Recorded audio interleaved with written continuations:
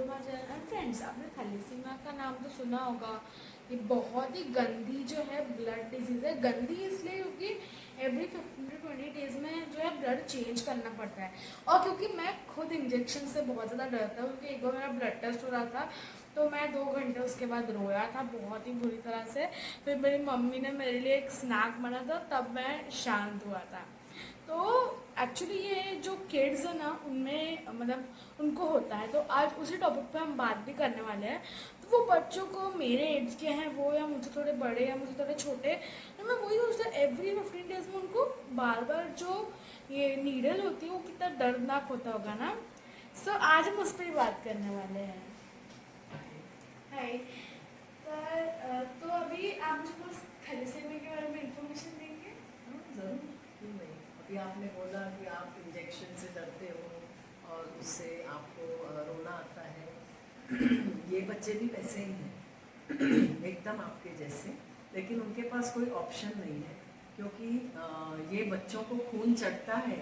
ये थैलेसीमिया यहाँ से शुरुआत नहीं है, ये शुरुआत उन दो यंग बॉय एंड गर्ल से शुरुआत हुई है जिनको ये पता नहीं था शादी के वक्त कि वो थैलेसीमिया माइनर है, मतलब कैरियर्स हैं। और उनकी अनअवेयरनेस की वजह से आज इन बच्चों को, जो आपके जैसे ही हैं, जो इंजेक्शन से डरते हैं, उनको हर 10 दिन में इंजेक्शन लेना पड़ता है, खून चढ़वाना पड़ता है और उम्र भर करते रहना पड़ेगा, क्योंकि इसका कोई अंत ही नहीं।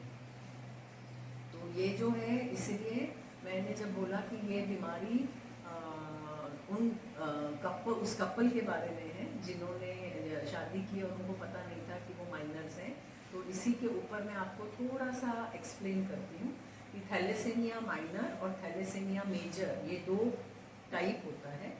थैलेसीमिया माइनर को आप कैरियर बोल सकते हो, या थैलेसीमिया माइनर में कोई सिम्टम्स नहीं होते, कोई भी थैलेसीमिया माइनर हो सकता है। अगर बहुत ही सिंपल लैंग्वेज में बताना है तो थैलेसीमिया माइनर मतलब एक नॉर्मल जो इंसान है उसका जो ब्लड कॉम्पोजिशन है, उस कॉम्पोजिशन से थोड़ा सा ब्लड कॉम्पोजिशन अलग होता है, इसलिए इसको थैलेसीमिया माइनर बोलते हैं। तो थैलेसीमिया माइनर होना इज़ नो प्रॉब्लम, बट अगर आपको मालूम नहीं है कि आप थैलेसीमिया माइनर हो तो that can be extremely dangerous. क्यों? क्योंकि जब थैलेसीमिया माइनर और थैलेसीमिया माइनर का शादी होती है, अगर दोनों थैलेसीमिया माइनर हैं तो ही 25% चांसेस हैं कि उनको थैलेसीमिया मेजर, ये डिजीज़ वाला बच्चा पैदा होता है। 25% चांसेस। तो थैलेसीमिया माइनर और थैलेसीमिया माइनर की अगर शादी होती है तो ही ऐसा बच्चा पैदा होता है जिसको हर 15 दिन के बाद खून चढ़ाना पड़ता है। तो इसीलिए अगर ऐसा बच्चा आप ज़िंदगी में नहीं चाहते हैं तो एक ही प्रिवेंटिव मेजर है, there is only one preventive measure, कि शादी से पहले हर लड़के और लड़की को अपना थैलेसीमिया माइनर स्टेटस मालूम होना चाहिए कि वो माइनर है या नहीं। और ये कैसे करते हैं? एक छोटा सा ब्लड टेस्ट से ये पता चलता है। तो अगर शादी से पहले आपको पता है कि आप माइनर हो या नहीं, तो आप इस बुरी बीमारी और इस बुरे डेंजरस डिसऑर्डर, ब्लड डिसऑर्डर जिसको बोलते हैं, उससे आप बच सकते हैं। सो फ्रेंड्स, मैं थैलेसीमिया के बारे में बहुत ज़्यादा जो है जानकारी है उसको प्राप्त किया, पर अब मैम का इंट्रोडक्शन तो हुआ ही नहीं। तो ये है सुजाता मैम, और हम जानते हैं कि इन्होंने ये जो थैलेसीमिया जिनको होता है, जो बच्चों को होता है, उनको कैसे हेल्प करना चाहिए, क्योंकि वो ऐसे बच्चों को मेडिकेशन की हेल्प और फूड की हेल्प करते हैं, उनको फूड देते हैं, उनके मेडिकेशन का पूरा एक्सपेंस उठाते हैं। तो उसके बारे में जानते हैं। अच्छा, तो थैलेसीमिया जैसे मैं जब भी इसके कहीं भी इसके बारे में टॉक देती हूँ या बताने इन्फॉर्मेशन जाती हूँ, तो मैं हमेशा पहला क्वेश्चन यही पूछती हूँ कि यहाँ जितने भी लोग बैठे हैं उसमें से कितने लोगों को थैलेसीमिया के बारे में मालूम है। एंड यू वोंट बिलीव कि मैं अभी तक रुकी हूँ कि कितने भी बड़े ग्रुप में जाती हूँ तो एटलीस्ट 10-15 हाथ तो ऊपर हो।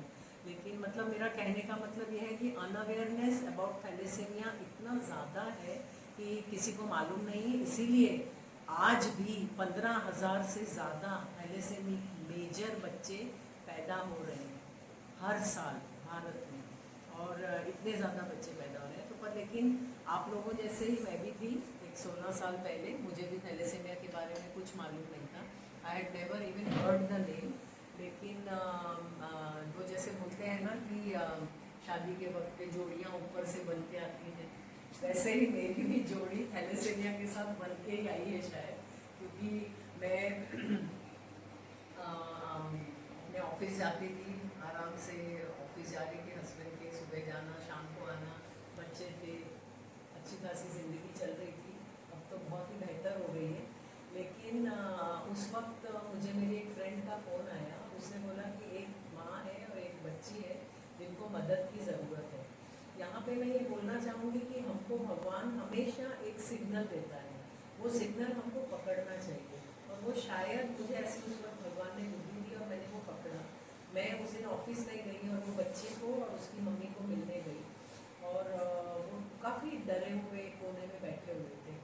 तो मैंने जब, मुझे अभी भी याद है, मैंने जब वो मम्मी का हाथ पकड़ा तो उसने वो हाथ एकदम से निकाल दिया मेरे हाथ से। मुझे लगा शायद उसको किसी ने बोला होगा कि मुंबई में किसी पे विश्वास मत करना।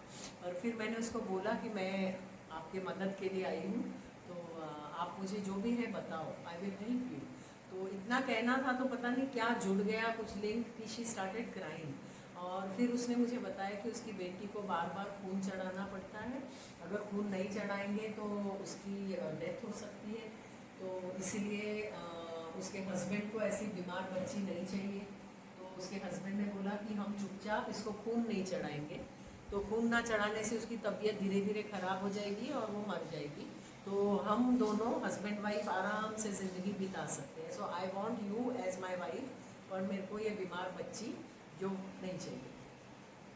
तो वो रो रही थी और उसने बोला कि मैंने मेरे हस्बैंड को बोला कि मैं आपको छोड़ दूँगी लेकिन मैं मेरी बच्ची को नहीं छोड़ूंगी। और वो अपनी बच्ची को लेके अपना एकदम कंफर्टेबल लाइफ छोड़ के वो यहाँ बैठी थी, and she was crying, she had nowhere to गो।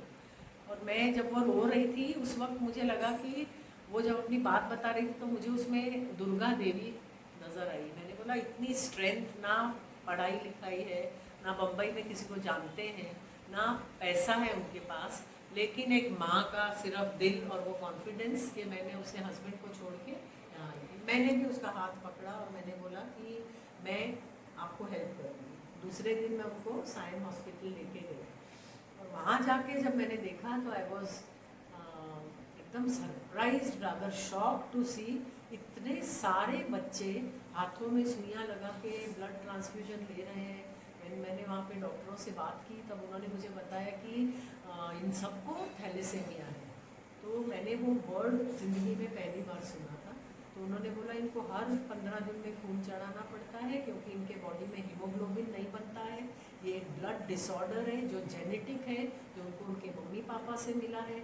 तो ये सब सुनने के बाद मैं बहुत ही डिस्टर्ब हो गई। मुझे लगा अरे हम लोग बोलते हैं हम बॉम्बे में रहते हैं, पढ़े लिखे हैं, और अपने इतनी बीमारी चारों तरफ है, it's only because of unawareness. इतनी शादियों में हम जा रहे हैं, आई डोंट थिंक सो किसी ने भी थैलेसीमिया का टेस्ट करवाया है। उस दिन मैंने ये संकल्प लिया कि आज के बाद जितने भी बच्चे हो सकेंगे थैलेसेमिक, उनकी मैं मदद करूँगी। और दूसरा संकल्प लिया कि जितने लोगों के संपर्क में मैं आऊँगी उनको इसके बारे में बता के उनको इस बीमारी से बचाऊँगी। तो that was a turning point, and वहाँ से फिर मैंने पीछे मुड़ के देखा नहीं। आज 16 साल में। तो बहुत ज़्यादा इमोशनल और अच्छी स्टोरी है, और मुझे इससे इंस्पिरेशन मिली कि हमें हेल्प करनी चाहिए। तो आपका ये जो 16 साल का एक्सपीरियंस है उसका हमें थोड़ा सा बताइए मेरे व्यूअर्स को। 16 साल का एक्सपीरियंस तो हमको 1 महीना साथ में रहना पड़ेगा। फिर भी मैं कुछ थोड़ा बहुत शेयर करती हूँ। सबसे पहले तो ये है कि इस बीमारी को टालिए। ये जो सबसे चीज़ मैंने सीखी है कि इसको टालना बहुत आसान है, इसको अवॉइड करना बहुत आसान है। इस बीमारी के इसमें पड़ने की ज़रूरत नहीं है। जिसके भी बच्चे की शादी हो रही है वो ज़रूर किसी भी लैब में जाके 400, 450, 500 रुपये का टेस्ट है, वो ब्लड टेस्ट करवाए और अपने बच्चे का थैलेसीमिया का स्टेटस जान लें। और आजकल के जो बच्चे हैं वो लोग तो बहुत टेक सेवी हैं, तो आप इंटरनेट पे जाइए, थैलेसेमिया टाइप कीजिए, मैंने आपको सिर्फ एक नाम दे दिया है, आप टाइप कीजिए, you will get full dos and don'ts and सारी इंफॉर्मेशन आपको मिलेगी। अब एक्सपीरियंस की जो बात है वो तो ऐसा है कि I am a different person today. 16 साल में the perspective towards life has totally changed for me. जो प्रॉब्लम्स मुझे बहुत बड़े लगते थे, अब मुझे वो प्रॉब्लम्स ही नहीं लगते हैं, और मुझे लगता है कि इतना दुख, इतनी तकलीफ़ मैं जब अपने आसपास देखी है, और उसके साथ ही मैंने पॉजिटिविटी भी बहुत सीखी है, क्योंकि these children are extremely positive.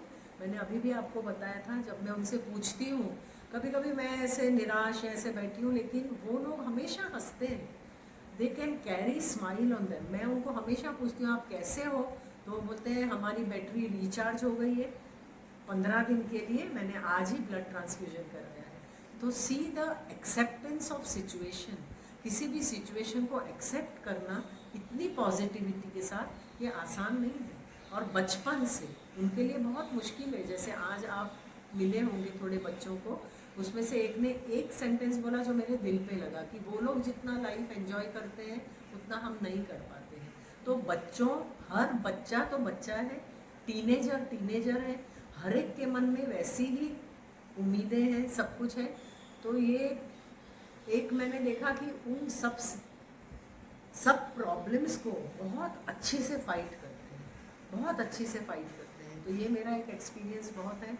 हाँ, और जब अपना एक मैंने विज़न देखा था, वो जब थोड़ा थोड़ा साकार होते हुए नज़र आता है, तो एक वो बहुत ही अच्छी फीलिंग है जब कोई बच्चा आके मुझे बोलता है कि मैं बड़ा होके आपके जैसे बनना चाहता हूँ। तो ये एक बहुत अच्छी फीलिंग है। या कोई माँ मुझे जब बोलती है कि बच्चे को जन्म तो मैंने दिया था लेकिन जीवन आपने दिया है, तो ये एक अच्छी फीलिंग है। तो इस तरह के कुछ एक्सपीरियंसेस हैं जो मैंने सीखे हैं इन 16 सालों में। वीडियो में इतना ही। आई होप आपको वीडियो अच्छा लगा हो। ये ज़्यादा से ज़्यादा शेयर कीजिए, क्योंकि थैलेसीमिया की अवेयरनेस मैं बोल सकता हूँ कि नहीं है इतनी ज़्यादा। इसे शेयर कीजिए अपने फैमिली एंड फ्रेंड्स के संग। Bye bye, take care.